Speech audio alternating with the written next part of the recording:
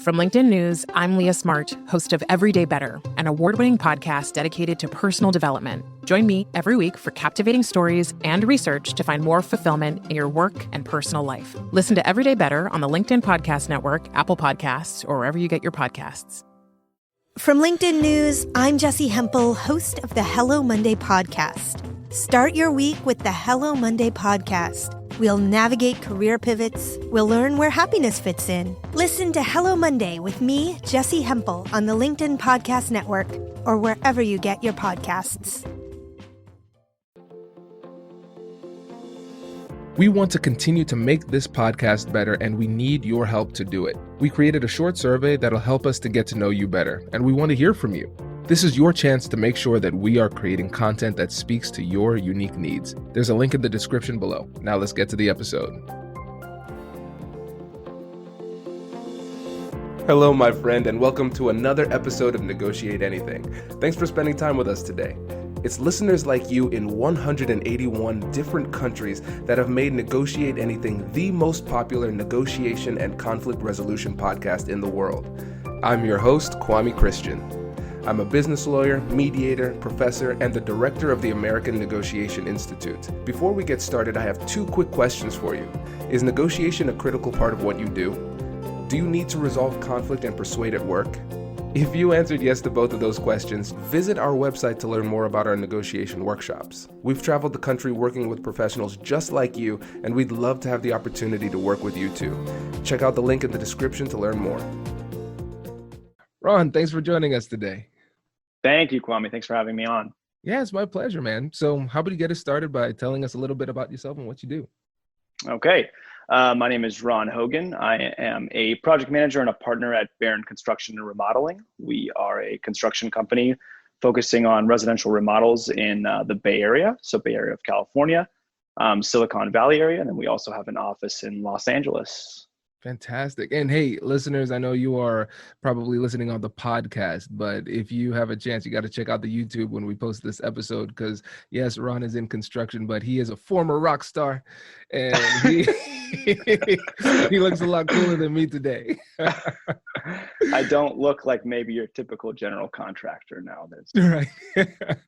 That's awesome. Well, cool. So today we're going to talk about negotiating big ticket items. And so you're coming from the construction world, but I think there are a lot of gems that we can use to apply to the business world in general. And so when it comes to negotiating bigger items, bigger deals, why is it so important for us to understand how to do this effectively? So there's a lot of things that go into the negotiation, especially in construction. You're up against a lot when you're sitting across from somebody, and to sort of generalize to big ticket items, when a person is, a homeowner sitting across from you and is thinking about doing, a $100,000, $200,000, $500,000, $1 million construction project. It's a ton of money that's going in. Obviously, it's most likely their most expensive asset. It's most likely the thing that they're going to, the thing that they've spent the most money on in their lives. And so there's a lot of mental blocks that goes into that. And there's a lot that you're up against because, for me, for instance, I'm doing this every single day. So it's not that big of a deal for me, but for the person sitting across from me, they may be doing this once in their entire lives. And so there's just so much information that they have. There's so much information that they don't know. And there's so many things you're really working to get through those blockades with them, rather than trying to. That's really what you're up against. Those are the emotional stressors that people are talking to you about, rather than just what's a kitchen, what's a remodel, what's a bathroom remodel, and that's really the important part in negotiation, is really trying to understand what they're up against, what their fears are, and how to get through that and to find common ground with that person.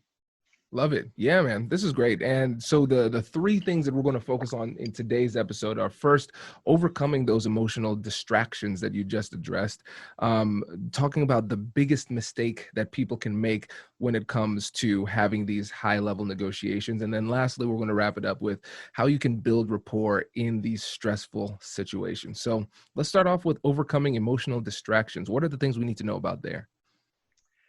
So a couple of things that I like to say to people, especially people that are sort of like new to this industry or new to our company or sort of starting off, is that there's a couple things to take into consideration. So first of all, I like to always say to never assume the intention of the other party, right? So a lot of times we get conversations with people where they are asking for things that are somewhat illogical or they don't seem logical to us. So obviously as the professional, you always want to have a chance to be able to give your insight, give your input, but you have to know kind of like when those things are important and when those things are relevant to say. Because a lot of times, homeowners tell me this all the time, that every other contractor that they've seen has tried to like force some idea down their throat. Whether that's, oh, that's not a good layout, that's not how you should be doing it, you should be building more, you should be building less, whatever it may be. It's really important to listen. And actually, I learned that from you, Kwame, from listening to your show over and over again is, one of the things that I've heard you say in the past is the 70-30 rule, right? So it's 30% listening, 70% talking. And that's something that's really important. It was a really important lesson for me because so often you're in the seat of the professional, you're trying to sort of show how much you know, right? And you're trying to show how good you are. But really that can come at a cost. And a lot of times if you spend a little bit more time listening, you get more of a chance to kind of understand what the person's needs are. And oftentimes that can really flip the script for you and really kind of give you a different sense of what it was that what it was that they wanted in the first place or what the negotiation might have been. The other thing to keep in mind is to like, something that I always tell people is to just to try and provide the most value for the person sitting across from you, rather than trying to sell or rather than trying to focus on really getting a contract or getting a new job or whatever it may be. A lesson that took me some time to learn and something that I was taught and that was really helpful was to just in the conversation solely 100% focus on what value you can bring to the person sitting across from you. How do you help them understand the construction process better? And when the focus shifts, that's when common ground and negotiation starts to get really good, because then they see you as a valuable asset. And when you become a valuable asset, that makes you invaluable to the process of construction. I've learned that over and over and over again. Yeah, this is great. And it's so funny because we framed this first part of the podcast interview as overcoming emotional distractions. But what we're recognizing is that we shouldn't just focus on their emotional distractions, their fear, those type of things, but our own emotional distractions too. Because 100%. Arrogance is an emotional distraction, right? Because we say, 100%. okay, I know everything. These are newbies. Okay, let me educate them. Let me tell them. And the phrase that you used that I thought was great, how can I help them to understand? Right? Yes. It's a collaborative thing. Even the learning aspect of the interaction is collaborative. And I think just that mental shift really helps in your approach. That's a really good segue to my favorite line that I don't know if I came up with this or not, but I'm going to own it. It's yours now. But I like to say, and I like to tell people to take 100% responsibility and 0% blame. So before I go on with that, did you make that up, Kwame? Did I hear that from you or did I? No, it's funny because it mirrors something that was from the Crucial Conversations folks talking about shame, blame versus contribution. But I love the fact that you're saying you just own 100% of it. This is great. And so explain to the listeners why that's so important. Okay. So what I like to say is take 100% responsibility and 0% blame. Now this can be generalized, like, definitely not just to construction negotiations, definitely not to negotiations in general, but it's probably a good life lesson in general. But taking 100% responsibility. So like when you are in a negotiation and that negotiation doesn't go through for whatever reason, then you are 100% responsible. As the person that is sitting in your chair, there is a reason you didn't get to a contract with this person. And that's because you need to take responsibility for that. On the other hand of the other side of that is that to take 0% blame. It's not to blame yourself. It's not to say, hey, you know what? I did something wrong and therefore I failed. It's what could I have done differently in the next negotiation to be able to get a little bit closer to an agreement with that person? What could I have done to give better value to this person? But without blaming yourself for not being able to be successful in that particular case. I think that goes well with, the arrogance conversation, and it goes well with a lot of different things, but it's a part that was really helpful for me to learn at one point because As a salesperson or as a person that's doing negotiations, you're generally speaking, you're going to lose 90 to 95% of the time. You're not going to be able to be successful 90 to 95% of the time. So when you're not successful, that doesn't mean that you're not doing anything wrong. It means it's an opportunity to learn, right? Take responsibility for it, but not to take blame for it, because again, our batting averages are low. Like, we're not going to do well all the time, and we're going to strike out. But at the same time, trying to understand where your responsibility lies and what you could have done better in the next one. Ron, I love this. This is great. And really, one of the things that I really appreciate about this is the fact that it's a very empowering stance. Because if we just say, this person's 100%. Crazy, they don't understand, everything like that, we're abdicating responsibility of change to the other side. So whether or not we're successful is completely in their hands. But what you're 100%. Saying here is that, no, I can look at this, I can be introspective, but not like shame myself for performing poorly, but I can say, listen, I'm going to own my performance. I'm going to look at what I did well. I'm going to try to do more of that. I'm going to look at what I did poorly. I'm going to adjust, and I can take full responsibility for the outcome and still be in a place where I'm psychologically well, right? It's right. You're not beating yourself up, but at the same time, you can still feel proactive. Hey, I can do something to make this situation better.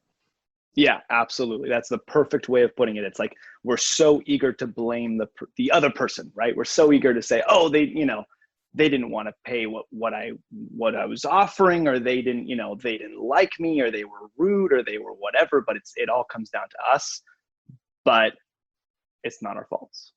Right. And this is great. And I think it's a fascinating Zen type of approach, right? Yes, absolutely. But and I think it'll take practice to do it. And I think psychologically, it's important for us to understand why we do this. Yeah. We do that with the natural response. The reason we do that is to protect ourselves emotionally. Right. Because if it is my fault, then I could potentially feel bad. Let me just blame them. That feels better. Exactly. The ego is a powerful thing. It really is. And the way that you get control of it is understanding it, recognizing when it's showing up, and then making the necessary adjustments. Yeah. And that's a really good point, saying recognize. Now we really truly are getting Zen, but making recognition rather than, so don't blame yourself for blaming yourself either. Make a recognition. Okay, I was blaming myself there. We can move past this now. Oh, I like that. Oh, that's good. Yeah. That is great. Hi, I'm Katherine Kanapke, and I'm the Chief Operating Officer here at the American Negotiation Institute. Did you know our company offers completely customizable negotiation workshops? The negotiation and conflict resolution skills that your team will learn from these workshops are beneficial across all professions, but they're especially useful in procurement, purchasing, sales, sourcing, and contract management. Our calendar is filling up quickly, and we even have some workshops scheduled for next year. If you think you might want one, I'd suggest reaching out soon so you don't miss out. Check out the link in the description to learn more. Also, be sure to check out our YouTube, LinkedIn, and Instagram accounts to see our daily negotiation content. Thanks for listening. Brace the rudders! Raise the sails! Raise the sails! Captain, an unidentified ship is approaching. Over. Roger. Wait, is that an enterprise sales solution? Reach sales professionals, not professional sailors. With LinkedIn ads, you can target the right people by industry, job title, and more. We'll even give you a $100 credit on your next campaign. Get started today at linkedin.com/marketer. Terms and conditions apply. And one of the things that we talked about, I think this is a great opportunity to segue to the next one, the biggest mistake that people can make in these interactions. So in your experience, what are the biggest mistakes that you've seen yourself make in the past and you've seen other people make when it comes to these high-level negotiations? Right. So, I mean, I think being over eager to sell is probably the overarching, biggest mistake that people make, right? And that can kind of go into a lot of different ways. And as I had said prior, really focusing on value, I think, is the way that you kind of combat that. I think that the other thing that often becomes the case is that when you're too inwardly focused on that negotiation, you're not breeding a healthy relationship with the client. You're not breeding a healthy relationship with the person that's sitting in front of you. And I think that in one way or another, it all just comes back to that. It all just comes back to kind of to wanting more for yourself than you are wanting for the person that's sitting across from you. And when you put yourself into their shoes, that's when true magic happens. And that's really when the negotiation starts. Yeah. And, the thing is, Ron, it's hard to do, right? It's Right. really hard to do because we say, all right, I'm in the business world. I'm looking at this podcast just so I can close more deals. Well, hold Exactly. up. Let's slow it down a little bit, right? I was talking to one of my friends, Chelsea Street. She's at Lytics. It's a great company in San Diego, actually, in your neck of the woods. And so one of the things that I was talking about is when it comes to closing more deals, one of the things we have to do is make sure that we're closing the right deals. That's the first thing, because sometimes the worst thing that could happen is that you close a deal that should never have been closed, And so when you think about negotiation, not as the art of deal making, but as the art of deal discovery, then you can slow down and focus on information gathering and building rapport and building that relationship more so than pressuring somebody because it might not be the right deal. That brings me to another one-liner that I'm not sure if I made up or you made up, but for the sake of this conversation, I'll take credit for it once again. I like to say that anything can be negotiated with enough creativity. And so if you're asking the right questions, you're always going to be able to get to that. So sometimes that just feels like such a ridiculous thing to say. And you're so far apart from the other person that, I'm telling you it's going to cost you $500,000 and you have $100,000 budget. Like, how could I ever find common ground with you on something like that? But if you start to understand from the person what it is, like, first, for one, why do they only have, a budget that's much less than what it is that you have for them? What is truly the scope? What is truly the goals? So the best example that I can give is like, oftentimes people tell me that they want to add square footage to their house, right? Their house is 1,500 square feet. They want to make it 2,000 square feet, right? Which in California is a normal sized house. I know the rest of the country where you live, Kwame, that's probably like a basement, but in California, 2,000 square feet, that's a big house. But, for instance, they want to go from 1,500 square feet to 2,000 square feet, right? That's what they want to do. In continuing the conversation with them, and when I start to sort of ask more questions and try to understand why their budget is low, but their scope is big, I understand that really there isn't really a need to add square footage. Maybe all they need is a bit of a rearrangement of the walls that are inside the house. Then that makes it a little bit more accommodating to the needs that they need. They have, the mother-in-law is moving in. They need an ensuite for her to live in, whatever it may be. And so again, with enough creativity, with the right questions, I really believe that like anything can be negotiated. So just sticking in it, asking more questions. Another thing that's always important that I learned from one of my sales coaches, Shai Magdish, that's in Los Angeles, is to really focus on trying to stay in the negotiation longer. So when you're ready to leave the house or the conversation, ask yourself if you can find another 15 minutes to have that conversation, because you never know what you're going to discover in that next phase or chapter in the conversation. The other thing that I wanted to stick in here before I forget is another big mistake that I see from people is underestimating the power of the follow-up. And the follow-up is such an important piece to a sales negotiation. I always tell the people in my company, I would not be a good salesperson if it wasn't for follow-ups. I am not that great of a salesperson in conversation with somebody one-on-one. What I'm good at is I'm good at providing value and showing people those things. And then I'm good at following up with people and just sort of staying in the conversation and just seeing when I can continue to have that second or third or fourth conversation. And I think a lot of people, they leave a negotiation, they say, that didn't work out. And that's the end of it. And then 6 months down the line, a lot of times people just, in conversation, following up with someone, calling them, emailing them, whatever, all of a sudden they're now open to the conversation because new information was presented to them. More money came in, whatever it may be, and then all of a sudden there's a new opportunity to come to common grounds with the person that you're talking to. So though that's another really big one that I don't want to understate, and I sort of covered over my last point because it was so important that I had to come back to it. No, Ron, this is great. And I mean, quick synopsis here: it's curiosity and resilience. That's really it, right? So we need to stay in that mode of curiosity, constantly asking questions, figuring out what people want. And so in traditional negotiation parlance, we would talk about interest versus positions. A position is what somebody says they want, and interest is why they want it. And with those questions that you're asking, you're figuring out why they want it.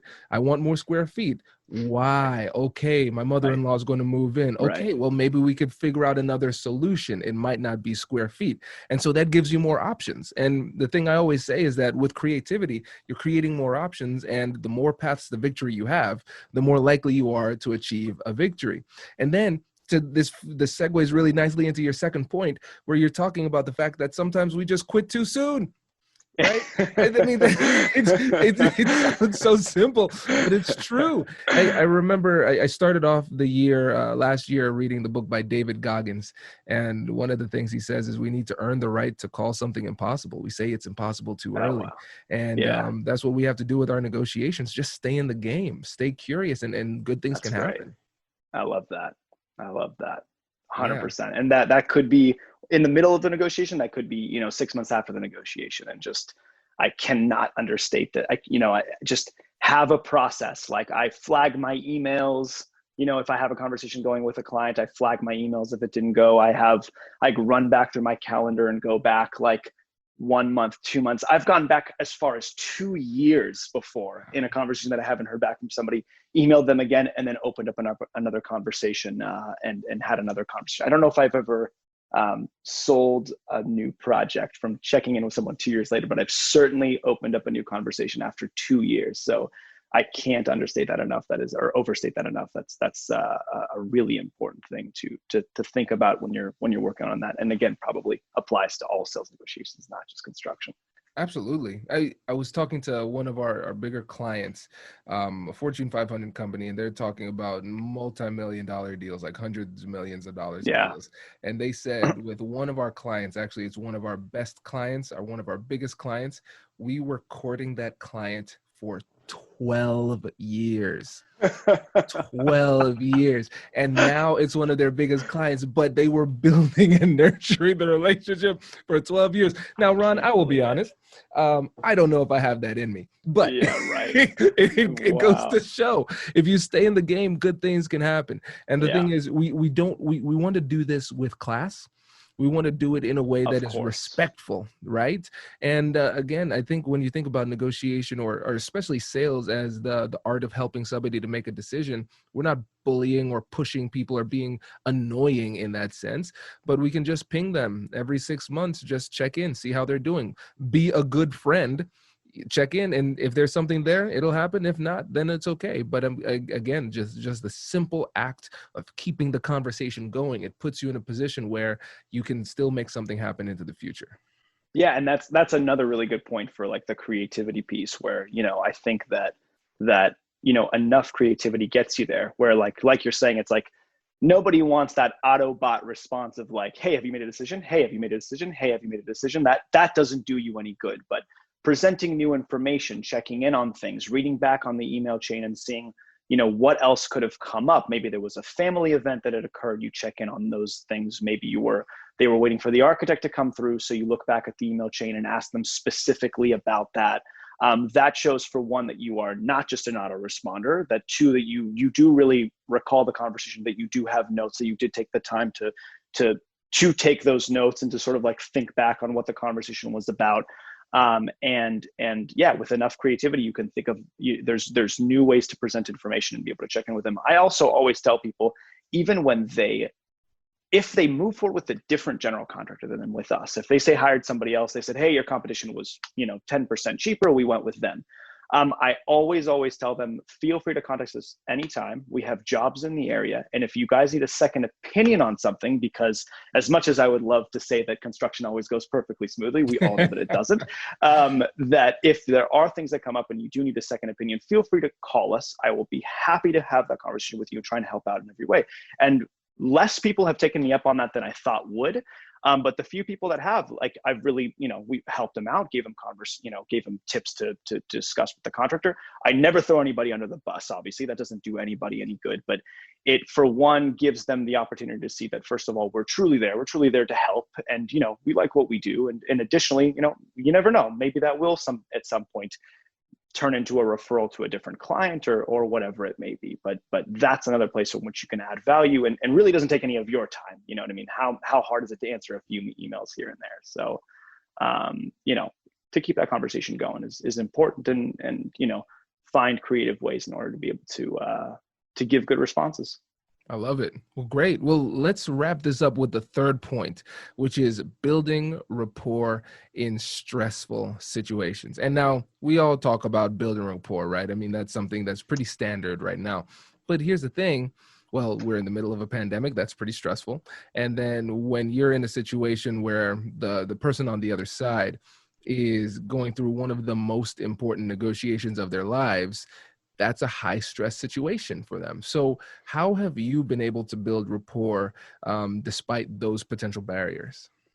So I think there's a lot of things there. I mean, for one, just sort of, having a little bit of empathy, right? Sort of understanding where they're coming from and sort of not trying to impose your own intentions on the person that's sitting across from you. And sort of, I think, again, comes back to asking really good questions and trying to understand what really their resistances are.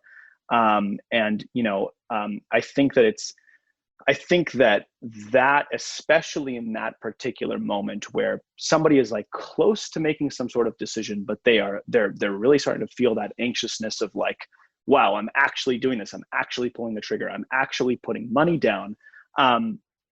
When you ask the good questions and when you ask the right questions, you really start to understand where those anxieties are coming from. I think that also just there's some like very basic kind of like general things for doing rapport with people and just sort of like matching them where they are. If they're like, if they're very anxious and you're very like calm and serene, that may be unsettling for that person. So sort of like just kind of like matching their energy and where they're at. That's a little bit more pragmatic, but I think that generally speaking, especially in that situation, just really having some empathy and trying to understand where they're coming from, because you're just kind of doing your job and they're sitting there making their biggest decision of their lives, possibly, or one of them. And just having an understanding about that and trying to really understand where they're coming from is going to be really important in that, especially in that sort of like closed situation when you're in the last like 10% of that conversation. It's really important right there. Absolutely. And I like what you said about the energy, matching energy, because we've talked about empathy a lot on the show, but we haven't addressed that concept of mirroring. And so mirroring, not in terms of the negotiation style mirroring that Chris Voss talks about, Sure. Mirroring in the classic sales building rapport type of thing, where we're matching body language, we're matching energy and everything like that. Now, for you gave the example of if somebody is really kind of anxious about this and you're too chill, it might not show the requisite amount of respect for them in that situation. They'll Sure. be like, this guy That's doesn't even care, right? Yeah. And then on the other side, what do you do if that potentially negative energy that they're providing is more on the it's more outward focused, like they might be angry or upset or anything like that? How do you match the energy without perpetuating the negativity? That's a really, really good question. I've dealt with this. I've dealt with this several times before, and actually will reference Chris Voss. Interesting enough that you say that. For those of you who don't know, Chris Voss is a famous.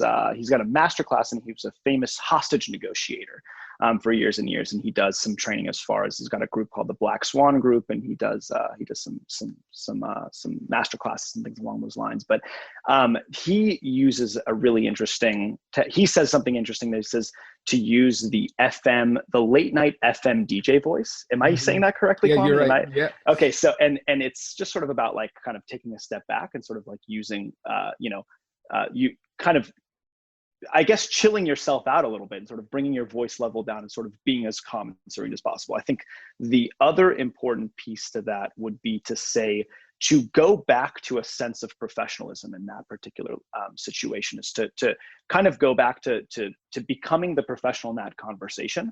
I, in that point, would not be mirroring them, or I would not be sort of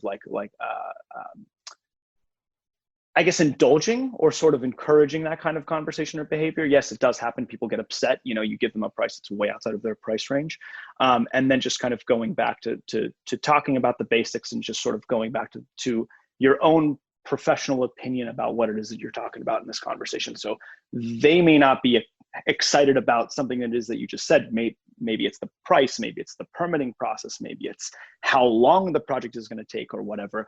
But going back to being the professional and just sort of touching on the points of why those things are the case will give that person a little bit more clarity and sort of, and I guess reality check them a little bit to sort of to understand that that's kind of the way things are. And that's just the way, that's just the truth of the matter. And there's not much that you can do about it as the person that's presenting the information to them. Yeah, and I like the focus that you had there on just, this is the truth. What I'm trying to do is convey to you the reality of the situation.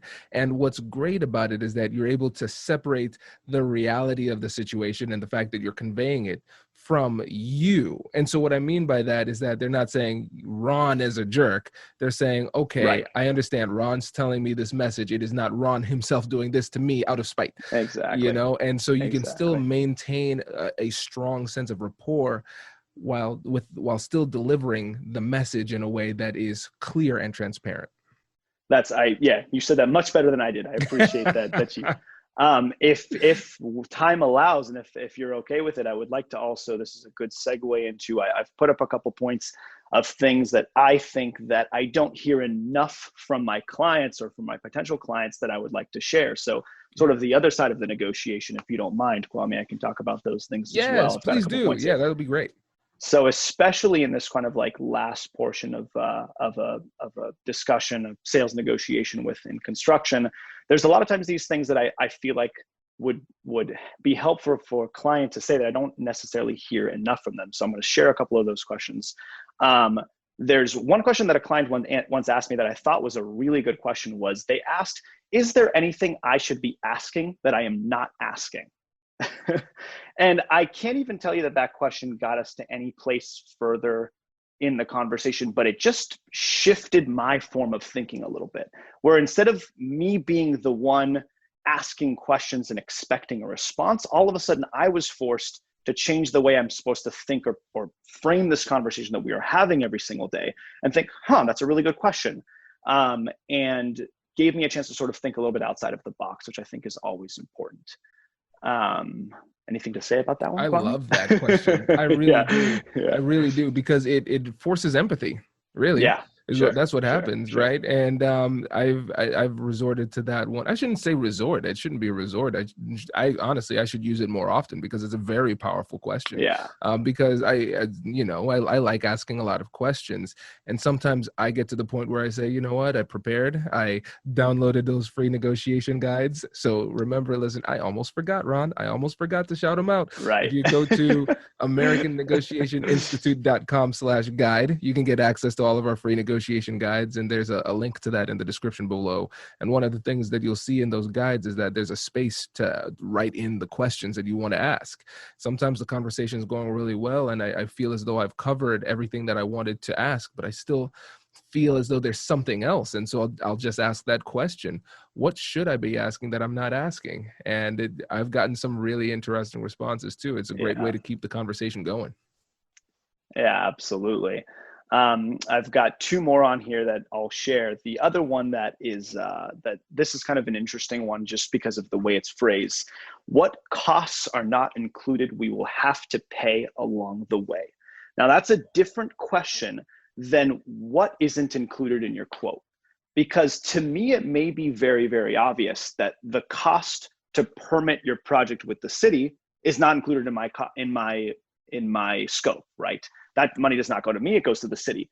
But that's because I do this all day long, right? Where to somebody else that may not be as obvious. So that the way that's phrased, what costs are not included, I will have to pay along the way, is something that people, I've been asked before, which made me realize that the question isn't, what aren't I including into my own bid, which sounds like something that I'm trying to do to be like manipulative or sneaky. The question is, what else are they going to have to pay for construction between today until the very last day of the project? So, appliances may not be included because I don't sell appliances. Your kitchen cabinets may not be included. Your countertops may not be included. Your permitting fees may not be included. The civil engineer may not be included. And that gives a chance for you to kind of talk about these things right now, rather than talking about them 6 months into construction, where it becomes a fight and a blow up or an issue where right now you're managing expectations ahead of time and getting a chance to sort of discuss what those things are. I love that one. That's great. That's great. And managing expectations is one of the best things you can do in any relationship, business or personal. Yeah. So that's a Yeah. fantastic part of it. And then the other thing too is the way that they phrased it. They're not blaming you or making it seem as Right. though you're doing something Right. sneaky, because if they phrase that the wrong way, it could invite a defensive response. So the Exactly. phrasing was really, really great. Yeah. Yeah. And lastly, the last thing that I think is a really good question to ask, or I guess more of a general note, is to just really transparently try and express your concerns or hesitations to move forward. I think it's also really important to, if you're talking to a general contractor and you're serious, like truly serious about moving forward with them, to let them know. Because like we do this all day long, and like I said, 90% of the time we get no's, right? So it's very easy to fall into this pattern of like, oh, okay, like they're not gonna, they're just wasting my time. They're not really serious. They're not gonna move forward.